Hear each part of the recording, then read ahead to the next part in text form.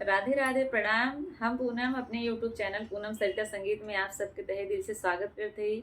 आज बहुत सुंदर गीत लेके आए हैं, बहुत प्यारा। आप सब सुने कैसे ला कमेंट में ज़रूर बताइए। आज के गीत बा, एक लड़की की जब शादी होत है, जब वो अपने ससुराल जात है, अपने नैहरे के सुख तभी ओका समझ में आवत है हमरे नैहरे में कितना सुख रहा है। ओकर अपन हर चीज़ याद करत है। कैसे ए गाना के माध्यम से आप सुनिए। गाना में मतलब हर लाइन बहुत ख्याल से सुनत जाए, फिर कितना मजा आवत है ओका कमेंट में बतावत जाए। बहुत कहीं ना कहीं जैसे एक दर्द भी छुपा बा। छुपा बा हर लाइन पे हर जौन है बहुत ध्यान से नोटिस करत जावा तो समझ में आए। बड़ी बढ़िया